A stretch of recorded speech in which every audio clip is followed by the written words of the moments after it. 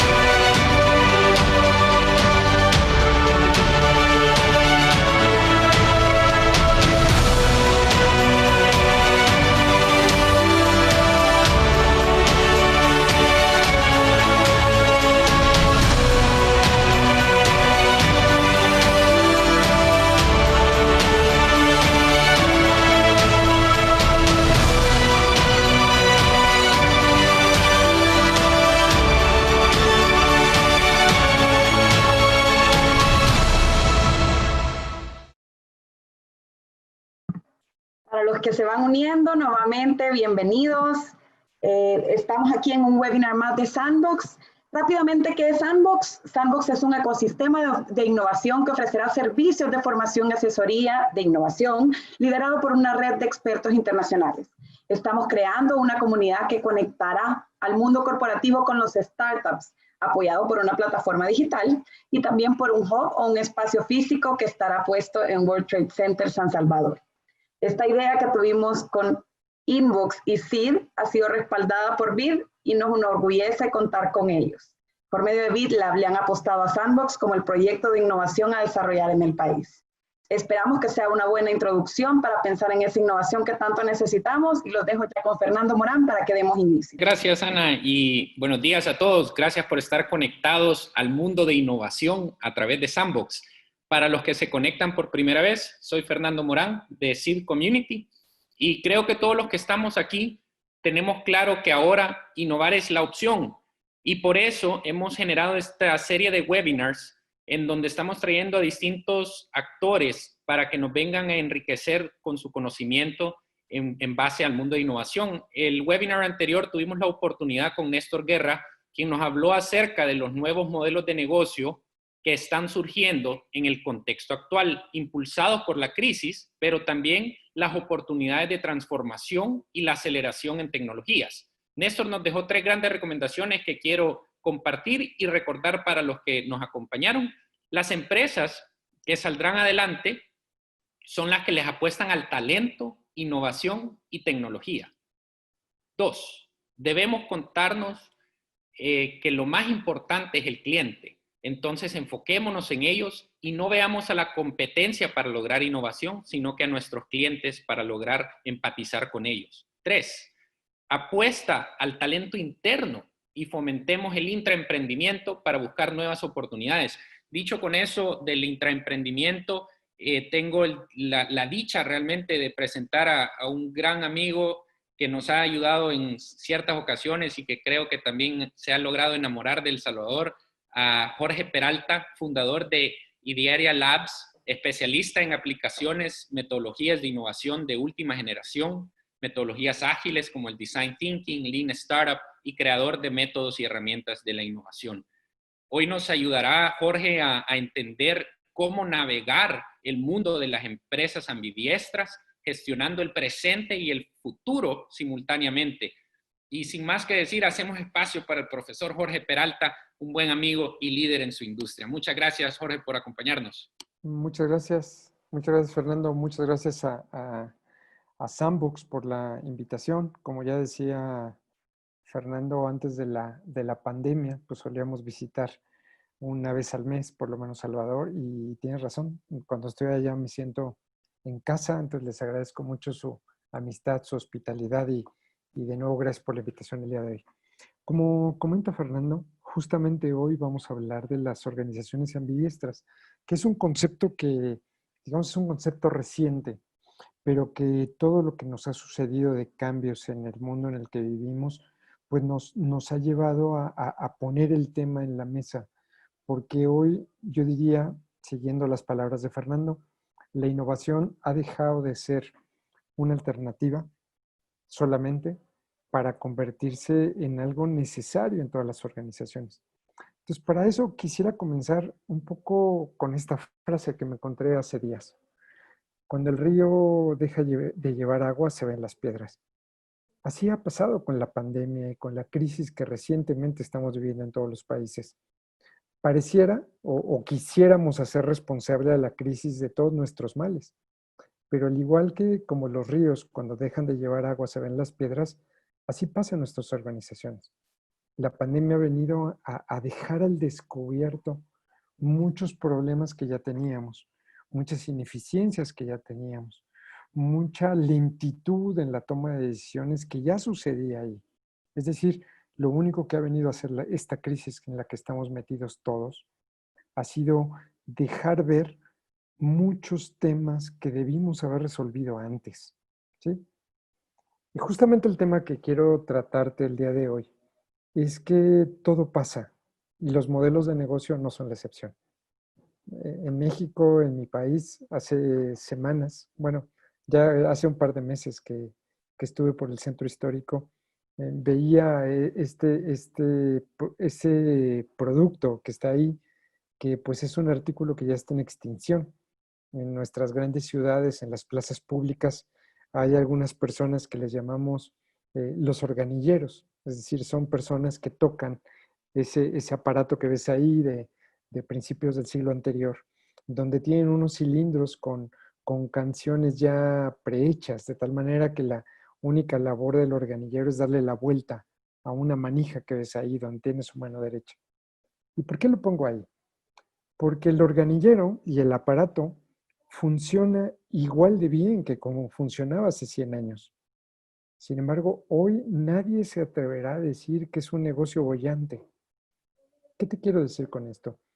Los negocios, independientemente de lo eficientes que seamos, llega un momento en el que caducan, en el que el mundo cambia de tal manera que esa propuesta deja de ser vigente. Lo que te quiero decir en el fondo con esto es que el paradigma de la década anterior de buscar la eficiencia operativa no es que haya pasado de moda, simplemente hoy no es suficiente.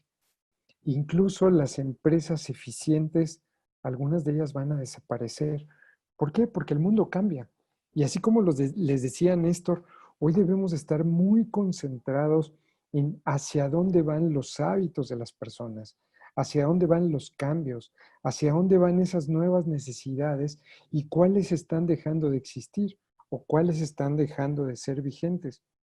Necesitamos fijarnos más en los clientes, porque si no, de tanto mirar a la competencia, vamos a acabar pareciéndonos a ella, cuando de lo que se trata es de ser diferentes.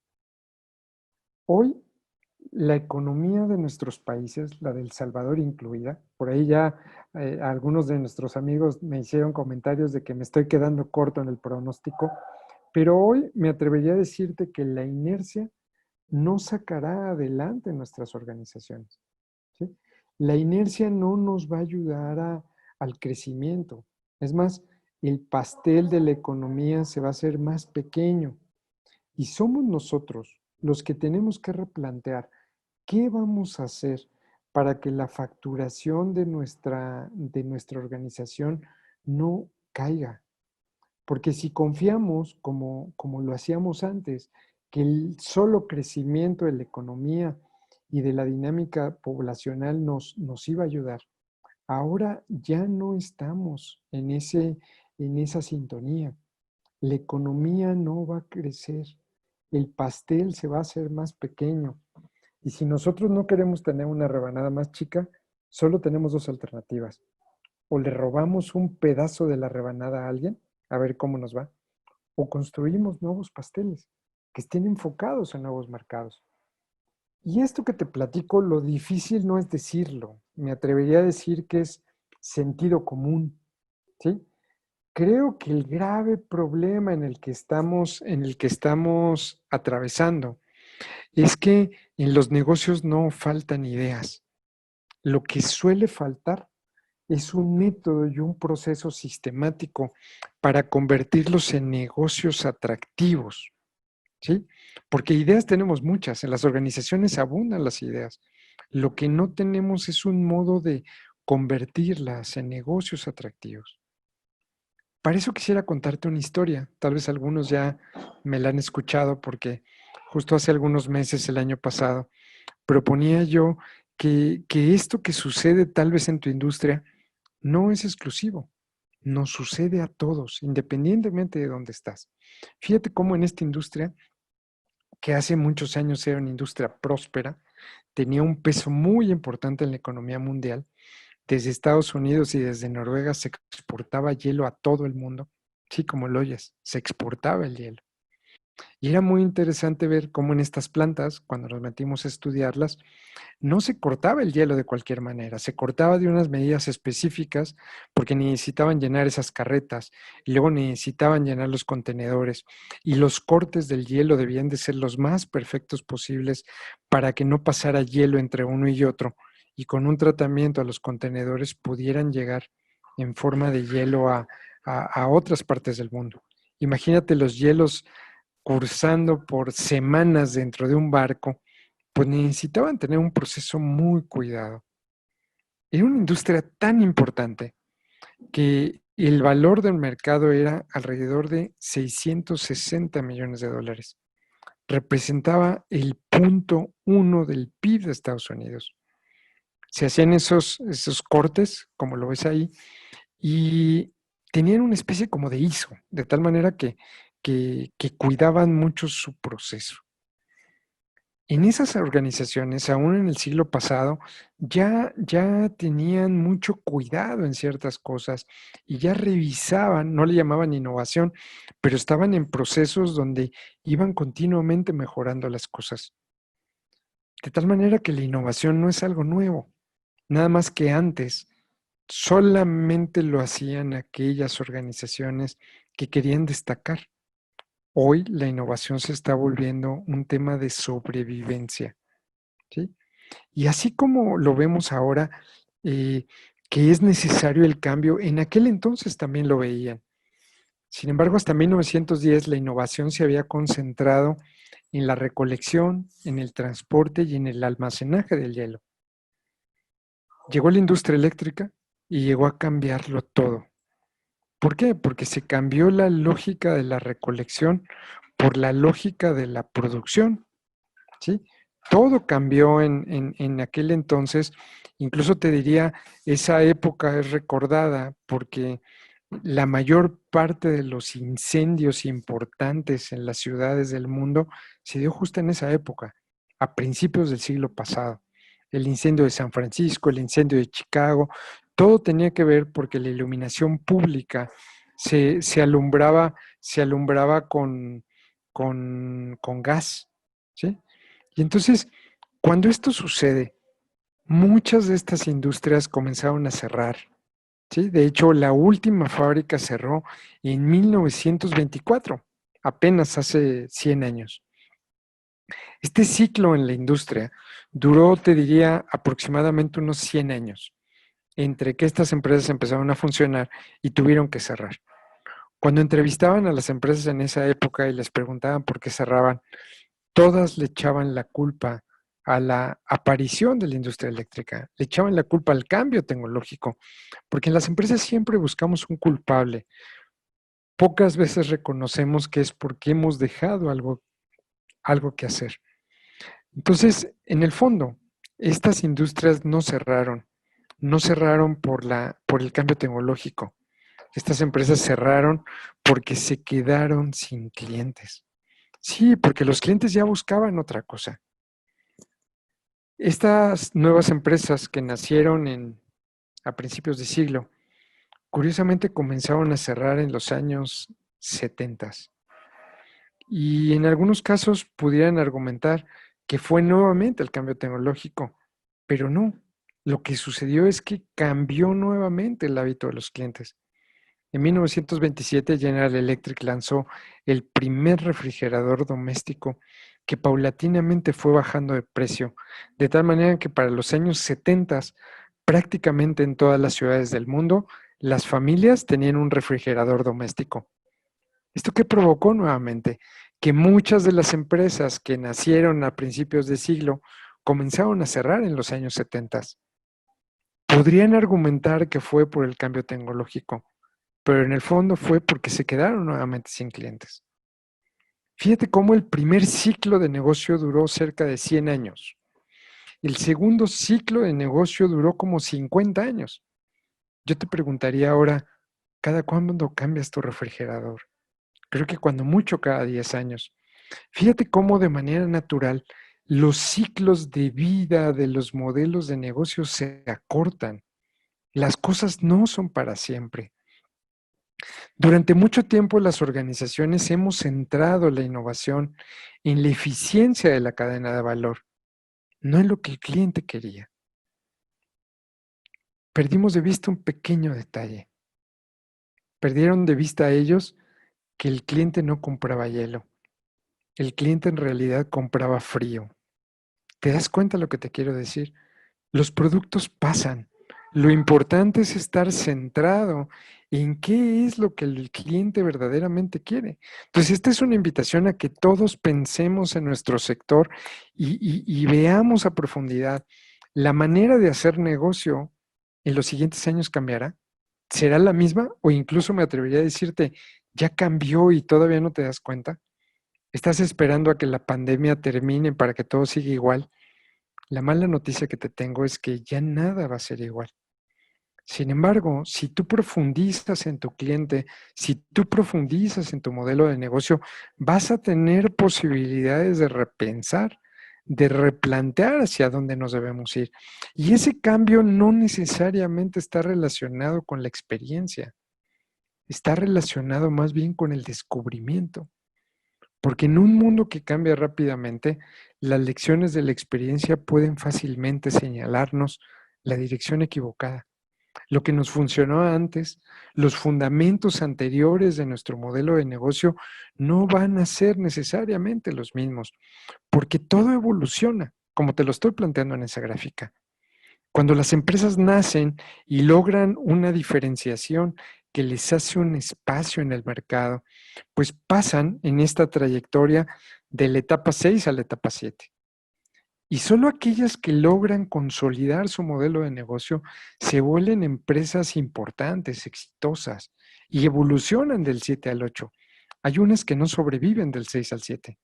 Es más, me atrevería a decirte, más del 90% de las empresas y de las ideas de negocio se mueren en el transcurso del 6 al 7.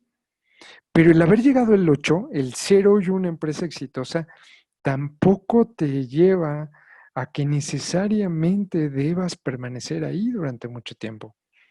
¿Por qué? Porque aunque hagas las cosas bien, los negocios maduran, los modelos de negocio dejan de estar vigentes. Y si tú sin darte cuenta te has movido del 8 al 9, el paso del 9 al 10 es un paso muy rápido. Y más en los tiempos en los que vivimos. Porque rápidamente la pandemia ha hecho que muchos negocios maduros caigan en la decadencia. Y si tú quieres simplemente meterte a hacer las cosas como siempre las has hecho, lo más probable es que no logres el resultado que buscas y sí incrementes tu gasto operativo. Y muchas empresas cuando quieren entrar al tema de mejora, cuando el modelo ya caducó, lo más que logran es pasar del 10 al 11, lo cual no son buenas noticias. Por eso las organizaciones necesitan abrir un mundo diferente que los lleve a validar nuevas ideas de negocio y a validar dos cosas. Una, que esas ideas las vamos a poder llevar a través de un análisis concienzudo de que verdaderamente son ideas que los clientes quieren, a que podamos validar internamente si nuestras capacidades son factiblemente posibles, es decir, que tenemos todas las capacidades para cumplir esa promesa que los clientes quieren y también darnos cuenta si ahí hay una verdadera oportunidad o no. Muchas veces las organizaciones nos quedamos con grandes oportunidades que no despegan porque no logramos medir el potencial. Cuando algunas de las ideas que tenemos seamos capaces de medir de una manera objetiva la capacidad que tienen los clientes de preferirlas, la capacidad que nosotros tenemos de desarrollarlas y que existe el volumen de negocio suficiente para ser atractivo para nuestra organización, es cuando podemos lanzar algunas ideas de ese mundo de la validación al mundo de la explotación. Y este es el corazón de las organizaciones ambidiestras, las que son capaces de combinar, por una parte, la ejecución eficaz del modelo de negocio actual y por otra parte, el encontrar oportunidades. La complejidad de esto es que una organización que avanza debe trabajar en estos dos mundos de manera simultánea, porque todos estamos preparados para vivir en el mundo rosa, pero no todas las organizaciones están preparadas para vivir en el mundo verde, y mucho menos para hacerlo de manera simultánea. Hoy que estamos en un momento de crisis, la mayor parte de las organizaciones piensan en bajar gastos, pero eso es pensar en el mundo rosa. ¿Qué pasa si aunque bajes gastos, tu mercado ya desapareció? De nada va a servir tu reducción en gastos. Necesariamente tienes que pensar en esto. Yo sé que muchas organizaciones hoy están centradas en la sobrevivencia, pero eso es funcionar con esquemas del mundo rosa.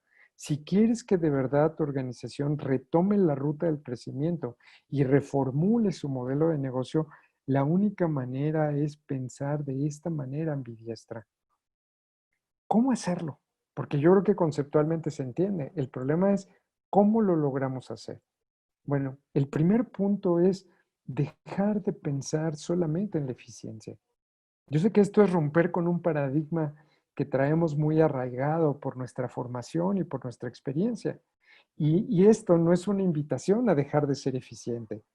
Solamente es tratar de convencerte de que hoy el camino de la eficiencia no es suficiente. Y tenemos que cuestionarnos si verdaderamente estamos haciendo lo que debemos hacer. Y ese es el gran tema en el que hoy estamos metidos todas las organizaciones.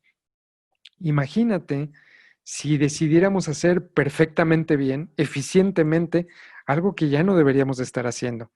Sería el camino más rápido al fracaso. ¿Sí?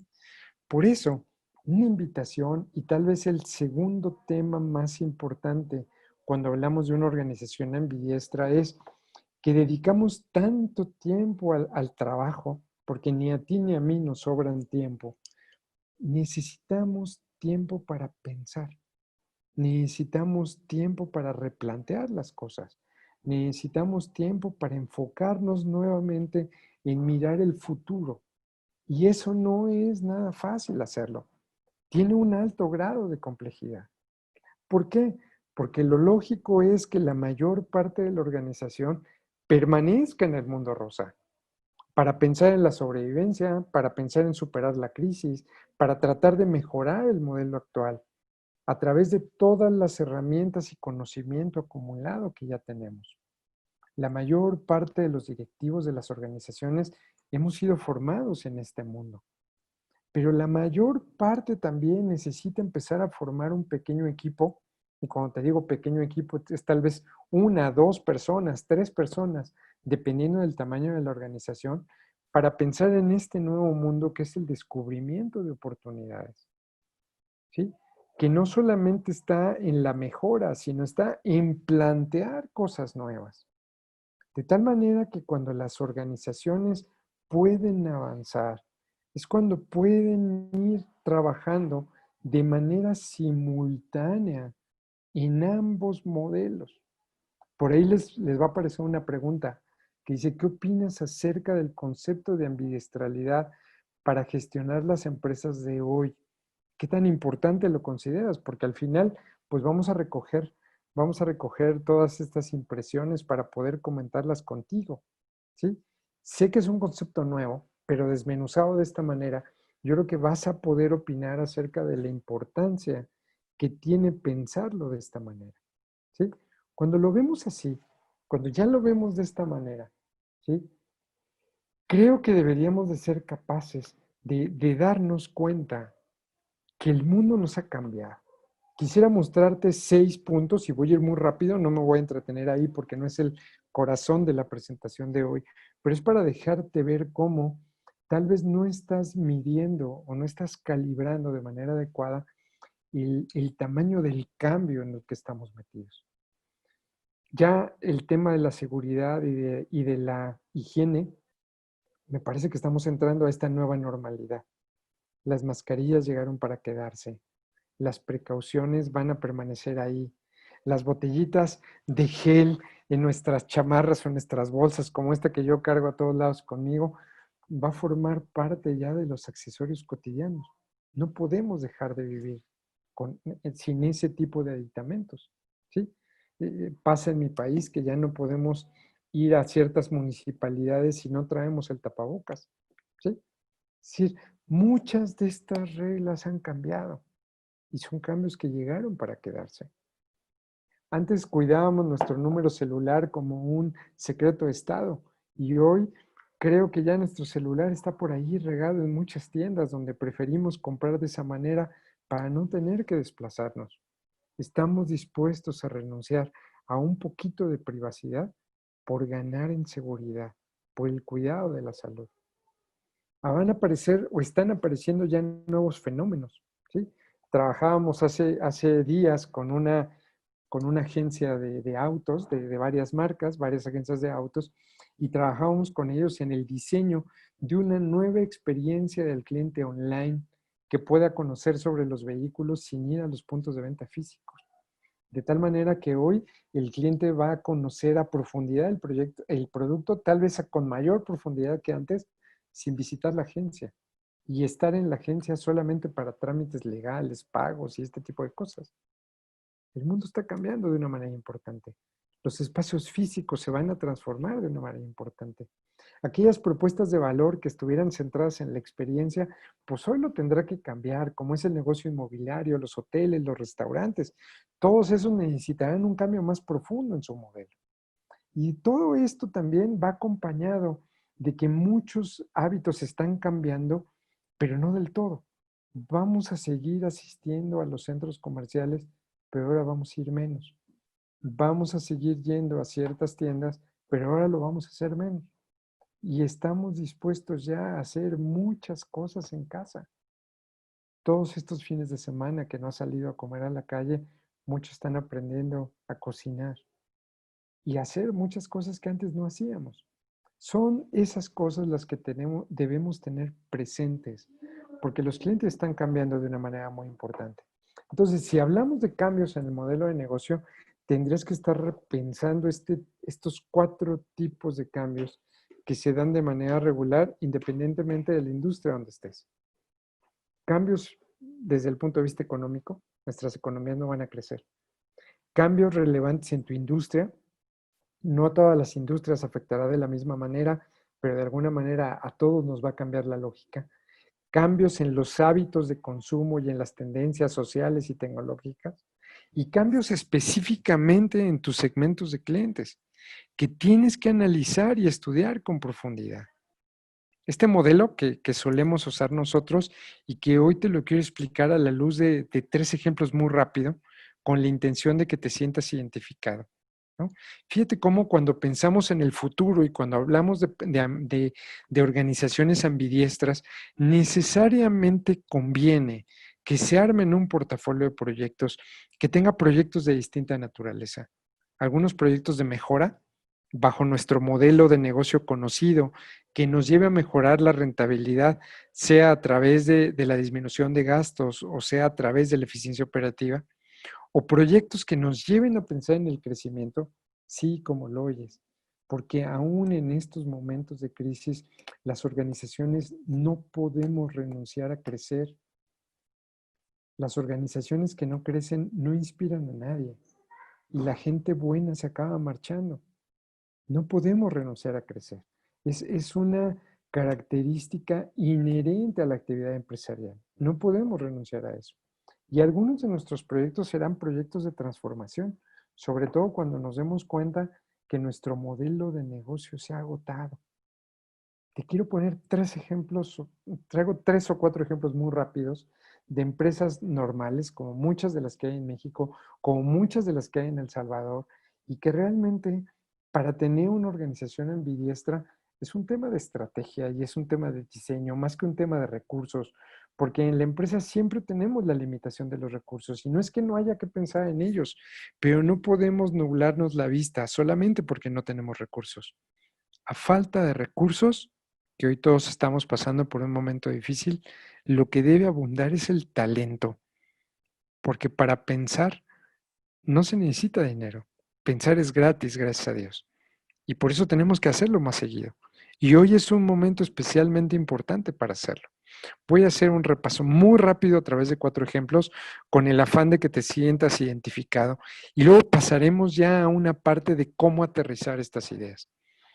Mira, yo he conocido mercados malos y este. No he conocido un peor mercado, que es el mercado de los libros, porque en nuestros países no leemos mucho. Esta empresa ha crecido a 2 dígitos los últimos 5 años. ¿Por qué? Porque tiene una estrategia detrás. Te voy a mostrar el portafolio del año 2012. Y hoy la mayor parte de estos proyectos ha sido una realidad. Es más, me atrevería a decir, si en el 2012 esta empresa no hubiera tomado estas decisiones difíciles, hoy estaría muerta. Porque era una empresa tradicional que solamente se centraba en el punto de venta físico. Sí, hicieron una gran labor para la experiencia del cliente, pero eso no generaba muchísima más facturación. ¿Cuándo se logró una facturación verdaderamente con un ritmo de crecimiento que en sus tiendas no lo hubieran logrado? En el momento en el que armaron unas alianzas con jugadores importantes para tener nuevos puntos de venta, ¿sí? Y esto les ha traído un crecimiento importante en los últimos años, así como el desarrollo de nuevas líneas de producto. Fíjate cómo no es lo mismo estar en proyectos de mejora que estar en proyectos de crecimiento, donde el objetivo fundamental es el crecimiento en la facturación. Pero al mismo tiempo han sabido correr otros riesgos, metiéndose a ligas que no conocían, metiéndose a nuevas líneas que vislumbraban, aunque no tenían la seguridad de lograrlo. Justamente Gandhi.com nace en el año en el que Amazon entra a México. Nadie quiere pelear contra los grandes, pero a veces hay que defender nuestro negocio. Telsa era una empresa de mudanzas, como hay muchas en México y en El Salvador. Era una empresa centrada en mudanzas domésticas. Con ellos desarrollamos una nueva línea de negocio que era las mudanzas enfocadas en el mercado corporativo. Esos eran nuestros portafolios al principio, pero una vez metidos en el corporativo, descubrieron que había muchas oportunidades con el negocio corporativo y se metieron después a la renta de muebles. Aquellas personas, aquellas empresas que se cambiaban de oficina, le decían, no, ya no te lleves tus muebles viejos, te pongo muebles nuevos.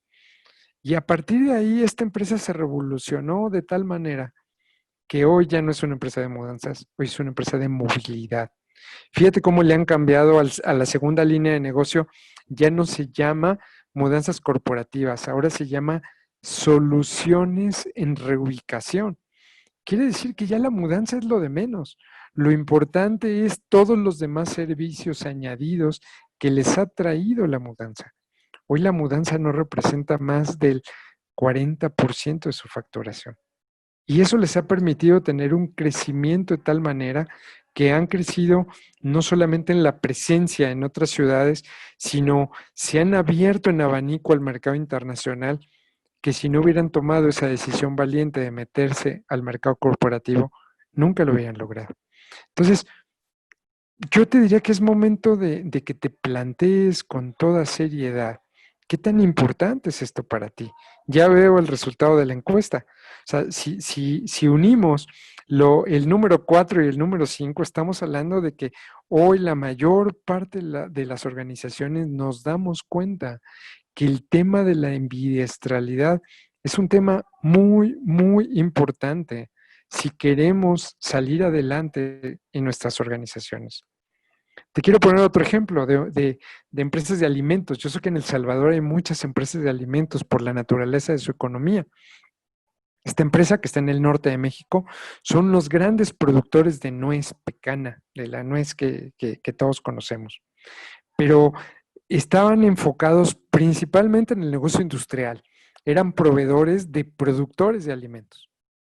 Cuando se dieron cuenta del potencial que tenían meterse otras líneas, siguieron en el mercado industrial de mayoreo, pero ya no solamente empezaron a vender sus nueces, sino que ya de ser solamente productores, se volvieron comercializadores, grandes mayoristas de otro tipo de productos, no todos fabricados, no todos producidos por ellos. Pero desde hace un año estamos trabajando en un cambio profundo en el modelo de negocio de pasar de un B2B a pasar un B2C. Y hoy tiene 20 sucursales, tiene 5 franquicias y están incursionando en el mercado de retail con una nueva línea de productos.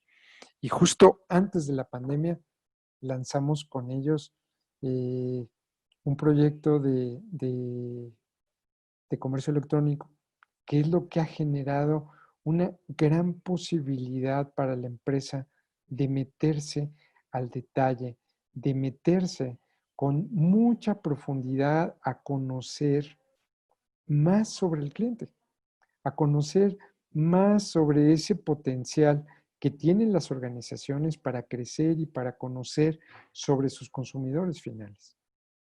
Quise ponerte también un proyecto industrial, porque sé que en El Salvador hay muchas empresas que están relacionadas con la industria de la construcción, que es uno de los pilares de su economía.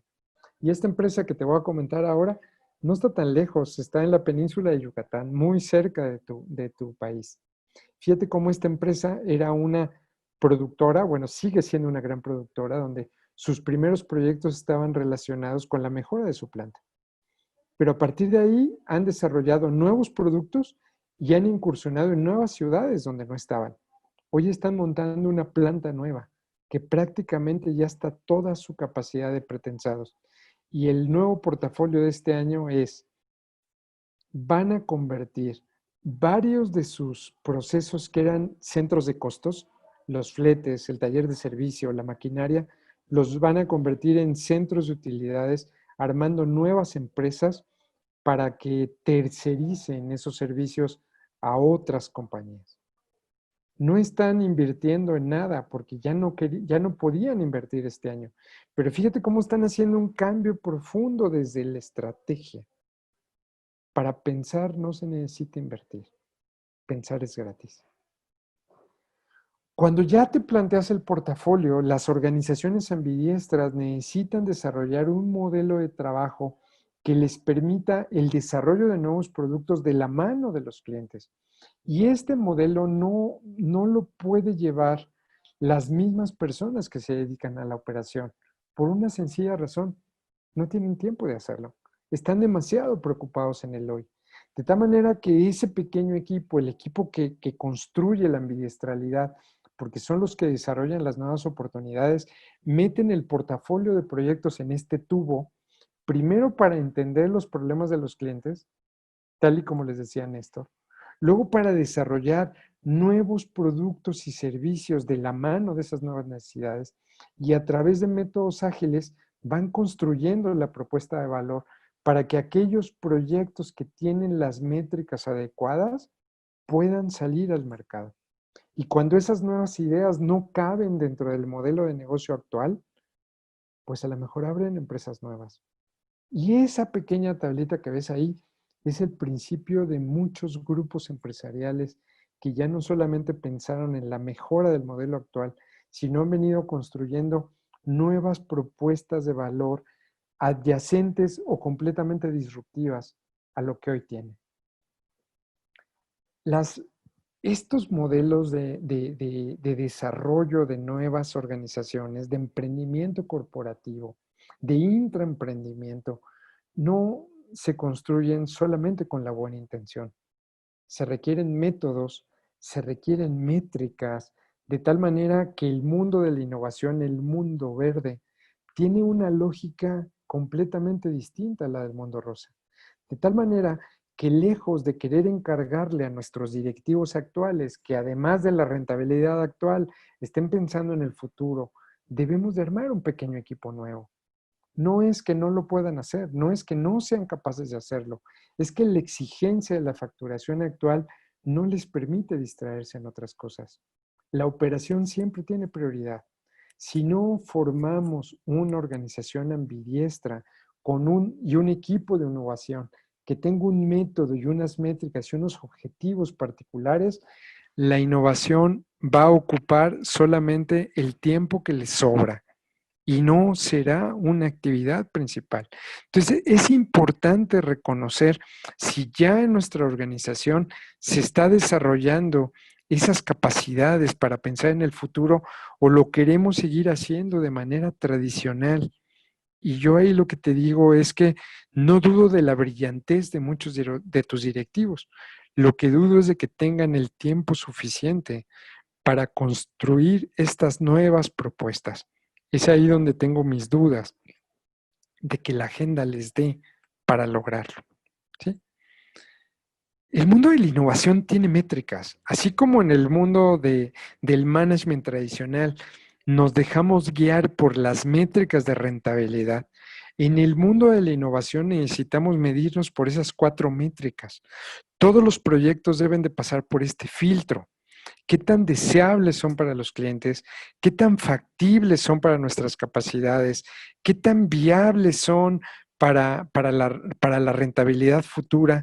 ¿Y qué tan adaptables son a esta nueva realidad en la que vivimos? Muchos de los proyectos fracasan por la cuarta, porque ya no se están adaptando a esta nueva realidad. Y para eso, la mejor manera de concretar los equipos ambidiestros es cuando tenemos una estructura que los permite, que lo que más resultado nos ha dado a nosotros es esta estructura que te quiero dibujar aquí rápidamente. Si tenemos un portafolio de 5 proyectos, necesitamos 5 equipos de desarrollo. Esos equipos de desarrollo, dependiendo del tipo de organización, algunos decidirán que el equipo normal de operación le dedique unas horas al desarrollo de proyectos o que se arme un equipo nuevo. Esa es una decisión dependiendo del tipo de empresa. Pero siempre necesitamos 1 o 2 personas siendo los responsables de los proyectos. Y ese equipo de gestión, nuestra recomendación es que nunca sean los directores responsables de la facturación actual, porque si no, no les quedará tiempo de hacerlo. De esa manera, el equipo de gestión podrá ver de una manera independiente a los equipos de desarrollo, empujarlos a que cuiden los métodos, a que cuiden los tiempos, a que cuiden los presupuestos y entregará reportes con mucha objetividad a las juntas de dirección, a los dueños, a los consejos de administración, a las juntas directivas, para que verdaderamente vayan validando el avance en los proyectos de innovación. El mundo ambidiestro requiere siempre de estos 3 pilares. Siempre requerimos de una estrategia, requerimos de una praxis, que es el desarrollo de proyectos, y requerimos de una cultura que abra la puerta a trabajar con un poco de incertidumbre. Y yo sé que esto para el mundo del management tradicional no nos gusta la incertidumbre. Queremos tener presupuestos, proyecciones, pero es más fácil proyectar sobre un modelo que ya conoces, sobre un negocio que ya conoces, sobre un negocio donde hay historia y donde el futuro en parte se parecerá mucho al pasado, que querer proyectar sobre nuevas ideas de negocio que no conoces nada. Los modelos predictivos no sirven para el mundo de la innovación. Necesitas otro tipo de métodos. Comenzaremos una época, y si no, tal vez ya estamos metidos en ella, donde tener un departamento de innovación sea tan común como tener un departamento de ventas o de contabilidad. Porque hoy las empresas ambidiestras serán las empresas que tengan más oportunidad en el mundo en el que vivimos. De tal manera que la innovación dejará de ser un buen deseo para convertirse en una realidad. Y hoy justamente ese es el tema del que adolecemos la mayor parte de las organizaciones, porque la innovación hoy me parece que está en la boca de todos, pero es un gran discurso. Todavía no es una realidad en la vida de muchas de nuestras empresas. Y el hecho de que tengamos la mejor intención de hacerlas no nos habilita a que en realidad podamos hacerlas. Necesitamos un cambio profundo en la manera en la que hacemos las cosas. ¿Por qué profundo? Porque si no tenemos claridad en la estrategia de innovación, si no tenemos un equipo ambidiestro que pueda desarrollar la praxis de los proyectos, y si no tenemos una cultura organizacional que permita el cambio y sepa navegar en medio de la incertidumbre, las organizaciones ambidiestras tampoco podrán ser realidad. De tal manera que estas nuevas estructuras permitirán que podamos llevar estas dos grandes tareas en la empresa de hoy de una manera simultánea. Y ese es el corazón de las organizaciones ambidiestras, que seamos capaces de vivir en estos dos mundos de manera simultánea, con equipos diferenciados. Esto también trae un gran reto a los CEOs, a las juntas directivas, a las juntas de accionistas, porque debemos de dejar de pensar solamente en la inmediatez de la rentabilidad actual, que ese es el mundo rosa, para empezar a visualizar cómo será nuestra facturación en los próximos años, a qué nuevos negocios nos vamos a meter, hacia dónde va a ir la transformación de nuestra propuesta de valor, porque eso no existe hoy. Por eso a nosotros nos gusta definir la innovación como poner el futuro en la agenda presente. Si no comenzamos a trabajar hoy en esos proyectos, en el futuro no se darán. Y regresaremos a lo que le resulta cómodo a nuestra mente, que es tratar de profundizar en lo que ya conocemos. A nuestro cerebro no le gusta la incertidumbre. A nuestro cerebro le gustan las rutinas. Al cerebro le gusta navegar en aquellas rutas que ya conoce. ¿Sí? Dice Néstor, el buen amigo con el que tuvieron la charla anterior, decía que no le podíamos pedir a Cristóbal Colón su mapa para llegar a América antes de salir de España. Ese le fue construyendo en el camino. Tampoco le podemos pedir a un nuevo proyecto, un plan de negocios, cuando los números del Excel los estamos inventando. Necesitamos nuevos métodos, nuevas herramientas para definir en qué proyectos vale la pena entrar y en qué proyectos no vale la pena entrar. Tampoco se trata a volverse loco y meterse en cualquier proyecto que se nos aparezca. Necesitamos nuevos métodos que nos permitan decidir bien hacia dónde vamos a enfocar el futuro de nuestras organizaciones. Y efectivamente esto tiene riesgos. Hoy todavía no conozco un proceso de innovación que no tenga riesgos, pero todo tiene riesgos. Incluso te diría, no decidir nada tiene el riesgo de no permanecer vigente y salir del mercado en breve tiempo o dejar de ser las empresas exitosas que están acostumbradas a ser. El progreso implica riesgos, pero no puedes robarte la segunda base y mantener tu pie la primera al mismo tiempo. Las organizaciones ambidiestras intentan hacer esto. Intentan pensar en el futuro sin descuidar el presente. Por último, yo te diría, detrás de cada empresa innovadora hay una decisión audaz de un CEO o de una junta directiva, donde tenemos que arriesgar un poco más. El momento exige de todos de nosotros correr un poco más de riesgo que lo haríamos en tiempos de paz. Y creo que esta imagen en términos futbolísticos, que los entendemos todos, describirá mejor dónde está la gran oportunidad para todos. Si nos quedamos solamente buscando la sobrevivencia de nuestras organizaciones, lo más probable es que o no lo logremos o terminemos después de esta crisis con organizaciones más pequeñas. Y las organizaciones que no crecen, como ya te decía, no inspiran a nadie. Ni a sus empleados, ni a sus clientes, ni a sus accionistas. Solamente nos sentimos inspirados por las empresas que toman retos. Y en el mundo de la empresa, como en el mundo del fútbol, si sales a buscar el empate, la mayor parte de las veces vas a terminar perdiendo el partido. Entonces, los invito a todos a que reflexionen verdaderamente. El trabajar en una organización ambidiestra está al alcance de todos y lo que necesitamos es simplemente tomar una decisión valiente. Muchas gracias por todo, gracias por la invitación y quedo abierto a sus preguntas y respuestas.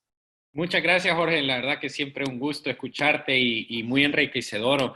Me parece muy importante no buscar el empate, ¿verdad? Si no se puede terminar perdiendo. Aquí nos hacen una pregunta. ¿Cuál es el proceso en las pequeñas empresas, en las micros y pequeñas empresas? ¿Cómo pueden implementar estos procesos de una organización ambidiestra? Quizás hablando y abonando un poco que los equipos pueden ser un poco más reducidos, ¿no? Sí, digo, nos toca empresas donde el equipo de innovación es uno, el dueño. Entonces dice, oye, el dueño sí necesita tener mente ambidiestra. A lo mejor en una gran organización, en un corporativo, no todos necesitan tener mente ambidiestra. Lo que necesitamos es que la organización sea ambidiestra. Es decir, en una empresa a lo mejor una persona es la que piensa en los proyectos, pero en una organización pequeña, yo creo que el dueño siempre debe darse el tiempo de pensar hacia adelante, de darse cuenta que no puede comenzar a pensar en estos temas hasta que deje de vender lo suficiente, porque entonces nos va a mover la prisa, nos va a mover la ansiedad. El mejor momento para pensar en la innovación es ahora, porque no hay momentos oportunos. Todos los momentos son inoportunos. Cuando nos va bien, porque no queremos cambiar. Cuando nos va mal, tampoco, porque tenemos mucha preocupación, ¿no? Entonces, yo diría en las organizaciones pequeñas se aplica de la misma manera, solamente que es la cabeza la que tiene que tomar esa responsabilidad y tomar charlas como esta y leer y estudiar y ir a webinars y meterse a algún taller y pedir ayuda. Yo creo que eso sí lo podemos hacer todos. Buenísimo. Y sobre eso hablan aquí un poco de que cómo convencer a los directivos en nuestras empresas que tienden a ser más tradicionales y cómo convencemos que realmente esta crisis no es crisis, sino que un nuevo mar de oportunidades, ¿verdad? Para crecer y cambiar las formas que veníamos haciendo quizás antes de la pandemia. Fíjate que yo creo que justamente tocas un punto central. Si los temas de innovación no se deciden en la parte alta de la organización, nada pasa, porque son los que al final toman la decisión de tomar ciertos riesgos. Pero creo que a esos cuerpos directivos que tienen, a lo mejor por su generación o porque ya son muy exitosos, necesitamos hablarle en el idioma. El empresario siempre habla el idioma de la oportunidad, siempre habla el idioma de la saturación de los mercados, siempre habla el idioma de que hay nuevos mercados en los cuales incursionar, ¿sí? A vender más nadie se resiste. Tenemos que ponerlo en el lenguaje adecuado. Y el empresario también sabe que no puede haber crecimiento sin riesgo. Y es momento de hablar de que las oportunidades de una organización ambidiestra están en que nos plantean no solamente una alternativa, sino varias alternativas para crecer aunque no estemos en el mejor ambiente. Buenísimo. Y aquí hay una pregunta muy interesante enfocada a la mentalidad, ¿no? Que para emprendedores es conveniente adaptar esta mentalidad ambidiestra y qué ruta se sugiere para tener en la visión personal para poder lograr esta mentalidad y creo yo trascenderlo también a nuestras empresas, pero también a nuestra vida personal. Yo creo que es un conjunto de dos cosas, Fernando. Sí, la mentalidad, porque la mentalidad abierta a correr un poquito más de riesgos y saber vivir en la incertidumbre es importante, pero también prepararse, porque la organización ambidiestra no solamente se hace con las buenas intenciones. Esto que explicaba de aprender sobre métodos ágiles, de aprender sobre métricas, de aprender sobre buenas prácticas en el desarrollo de proyectos, también es un asunto en el que hay que dedicarle tiempo y hay que prepararse, pero es importante lo que mencionas de la mentalidad, porque incluso, aunque puedas contratar personas que tengan ese conocimiento, si en la empresa no vamos construyendo la cultura adecuada, con esa mentalidad abierta al cambio, por lo menos en los puestos claves de la organización, podemos tener un discurso de innovación en la mente de algunos y el freno de mano en la chequera de otros, ¿no? Entonces, acabamos haciendo que en vez de tener una organización ambidiestra, acabemos con una organización esquizofrénica, unos hablando de innovación y otros frenándola, ¿no? Y ese es el grave riesgo que puede pasar en las organizaciones. Y sobre ese punto de tener esos ambos mundos, ¿no? Y cómo manejarlos, muchas veces cuando hablamos de innovación pensamos que hay que tener gente que esté más creativa, pero hay veces dejamos a un lado las partes tradicionales del negocio, ¿no? Las personas que estén viendo timelines, presupuestos, KPIs. Entonces, ¿cuál debería de ser ese mix en la empresa? Y si debería de ser todo el mundo o todos los empleados de la empresa trabajando en innovación o si debemos tener un balance. Mira, cada organización tiene su modelo, pero en términos generales te podría decir que siempre es necesario un balance, ¿sí? Porque nadie puede vivir, como yo lo ponía, en el mundo rosa y en el mundo verde. No podemos vivir todos en el mundo verde porque si no la empresa se puede volver un caos, ¿verdad? Yo no quisiera que el contador y el financiero fueran tan creativos. Yo a ellos los prefiero más cuadrados porque si no, imagínate, un financiero con una chequera creativa nos puede meter en un caos, ¿no? O sea, creo que ambos mundos siempre son necesarios e indispensables. ¿Y hacia dónde va el balance correcto? Yo creo que en una organización ambidiestra todos necesitamos el mindset de cambio. Ese tema del mindset sí es general para ambos mundos. ¿Por qué? Porque todos debemos de estar abiertos al cambio. Todos debemos de estar abiertos a tener esa gran posibilidad de acceder a un futuro. Pero como todo en la organización, se requieren conocimientos específicos, ¿sí? El que está en el mundo de la innovación no va a ser el experto financiero, aunque debe de tener un básico de finanzas. Y el experto financiero no va a ser un experto en innovación, pero sí debe entender de qué le hablan. Entonces, creo que las organizaciones necesitamos tener un lenguaje común, aunque respetando las diferencias y las especialidades de cada equipo. Porque al final, los que vivimos en el futuro necesitamos validar en la realidad esos modelos de negocio en los que nos queremos meter. Y al final los números tienen que salir.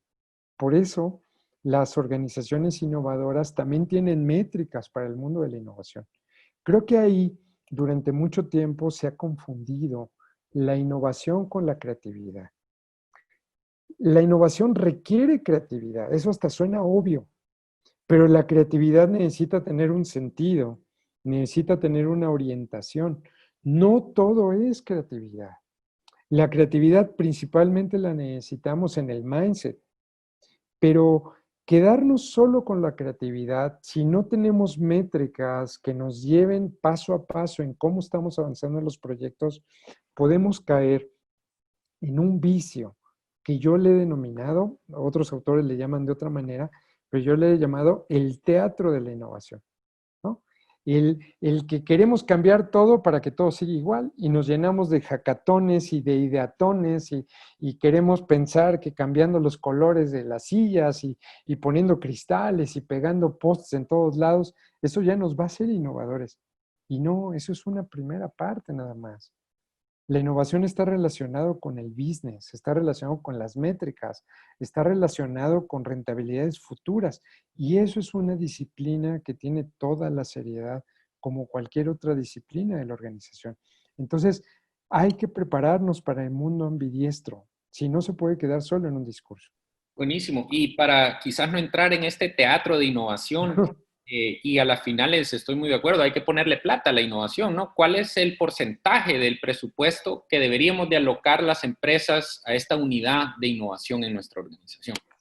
Fíjate que en este tubo que yo les platicaba, donde vamos avanzando en los proyectos, la gran virtud que tiene la primera columna es que el presupuesto es cercano a cero. ¿Por qué? Porque en la primera etapa hay que desarrollar solo conceptos. Y los conceptos tienen que ver más con temas de mente que con temas de meterle plata. Sin embargo, una vez que decidimos ya en qué proyectos nos vamos a enfocar, ahí sí hay que meterle un poquito de plata. Entonces, yo te diría, si las organizaciones ya tienen un presupuesto, destinar 10, 15, 20% de las utilidades de un año a plantear el futuro, me parece que es la mejor manera de asegurarnos de que vamos a ir teniendo nuevas alternativas para adelante. ¿Por qué? porque los modelos de negocio tarde que temprano se agotan. Y yo prefiero invertir el 20 hoy que tengo utilidades que tener que invertir el todo cuando no las tengo, ¿sí? Entonces, el mejor momento para innovar es el día de hoy. Buenísimo. No, y la verdad que muy enriquecedora. Nuevamente, Jorge, agradecerte. Desafortunadamente se nos acabó el tiempo, ¿no? Pero recordar a toda la audiencia, a los que nos acompañan, que tenemos el próximo jueves, siempre a las 11 a.m.,